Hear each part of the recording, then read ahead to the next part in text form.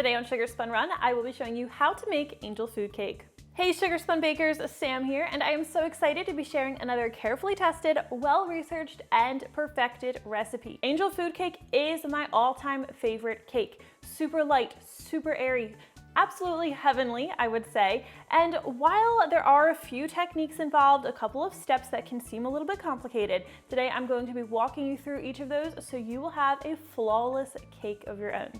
Let's get started by preheating our oven to 375 degrees Fahrenheit. You are going to need a lot of eggs for this recipe, or at least you're going to need a lot of egg whites. You'll need 1.5 cups of egg whites, which for me is usually about 11 eggs or so. Now, the easiest way to separate your whites from your yolks is to crack the egg in a small dish and just pass the yolk back and forth between each half until that white falls out. Now you can set the yolks aside and save those for something else if you'd like. They're great for creme brulee. So I've cracked the egg in this small dish. Now I'm going to pour this into my measuring cup and I will repeat. Now I never crack the egg directly into the measuring cup because if I were to get even a tiny bit of egg yolk in with the egg white, I would have to start all over. Another thing worth mentioning is you want to make sure your measuring cup and any bowls or utensils that you're going to be using today are completely dry, clean, and grease-free, or that could keep your egg whites from whipping to the stiff peaks that you're going to need. All right, so that did take me 11 large eggs to get to 1.5 cups. So I'm going to take this over to my stand mixer that I'm going to be using today. I know you guys are always asking me why I'm not using my stand mixer, but today I'm using it. And I will be adding 1.5 cups of egg whites. I have fitted this mixer with a whisk attachment, though if you don't have one, you could get away with using a paddle attachment. You can also make this using a hand mixer, but it's going to be quite messy and it's going to take quite a bit of time, so just keep that in mind. Now we're going to add 1.5 teaspoons of cream of tartar, 1.5 teaspoons of vanilla extract. I like to add just 1/4 teaspoon of almond extract, but this is optional. Just a 1/4 teaspoon of salt. All right, now whisk everything together until all of those ingredients are completely combined. Now, sometimes with this mixer, the cream of tartar likes to stick to the sides or clump a little bit. So just to help break that up, I like to grab a small whisk and just kind of try to beat that up manually a little bit.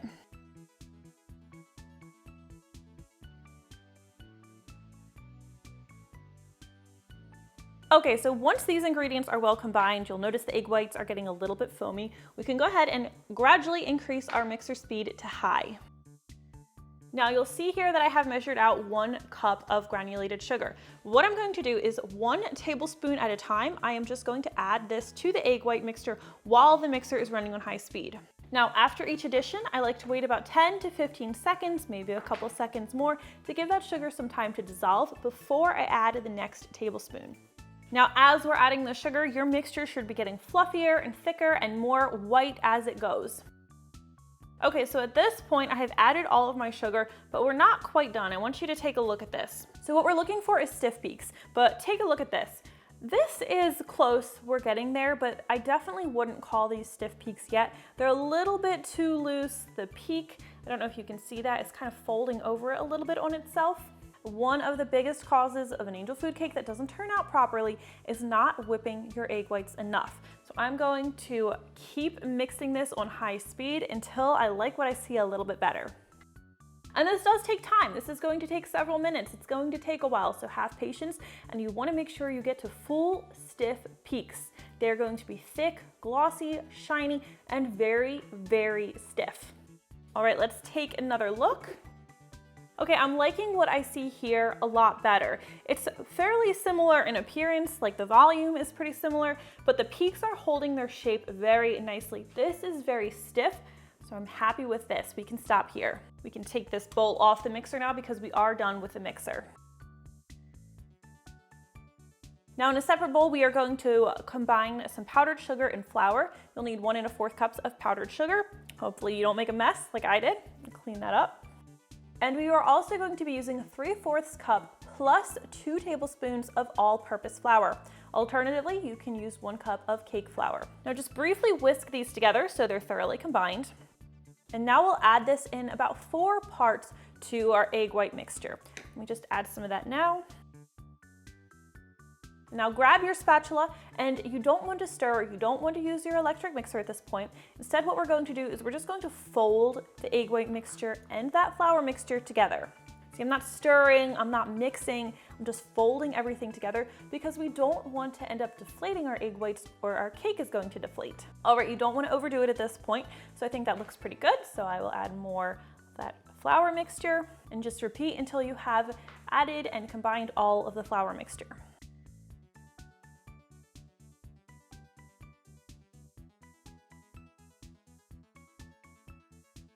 All right, things are looking pretty good. Definitely a little bit messy. This is a little bit messy to make because there's so much volume to the batter, but things are looking good. So we can add this to our cake pan. An angel food cake should always be baked in a tube pan. This is a 10-inch tube pan. You absolutely do not want to grease or flour this pan. You're just going to bake in it just as it is. Now let's add that batter, spread that batter into our pan.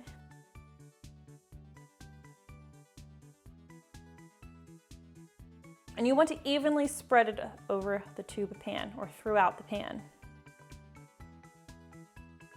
And then because this is such an airy batter, most likely there are a lot of air pockets in here. So grab yourself a butter knife or an icing spatula like I'm using, and we'll just run this through the batter several times. This just helps eliminate any possible air bubbles, big air bubbles. I always like to smooth the surface. All right, take this over to your 375-degree Fahrenheit preheated oven where it's going to need to bake for 35 minutes. When the cake has finished baking, it should be a nice golden brown on the surface, and any cracks that you can see on the surface should appear dry and not wet. Angel food cake must cool upside down. So once it comes out of the oven, you want to immediately grab yourself a can or a bottle, and we are going to carefully invert that cake onto that bottle or can as I'm using, making sure the center of the tube pan rests on the center of the can. You need to let this cake cool completely upside down before you cut into it. Now I have one that I prepared last night, so let's go ahead and cut into that one. All right, so this one is pretty nice looking. I'm just going to grab a butter knife and I'm going to run this along the outside of the pan. This is a pan with a removable bottom, so I can just lift it up out of the pan. To help make sure the cake doesn't stick, I like to carefully loosen the center as well. And if your angel food cake doesn't have a removable bottom, you would just loosen the edge and the center and then invert it onto a serving platter and it should come out just fine. Now that I've done this, I'm going to invert this onto my serving plate. And what I should have done is I also should have loosened the bottom for this one before flipping it, but I'm just gonna do it now. All right, this is looking beautiful so far, but let's go ahead and dig in. Anytime you are cutting a cake as light and airy as this one, you want to make sure you're using a serrated knife. Today I have a bread knife, and then just gently saw through the cake. This will keep you from squishing it. It's so beautiful. And that is how you make the best angel food cake. I hope you guys try this recipe out and please let me know what you think. I always love hearing from you. Thank you guys so much for watching and I'll see you next time. You know, generally I like this topped with whipped cream and strawberries, but it's pretty good on its own too. My favorite.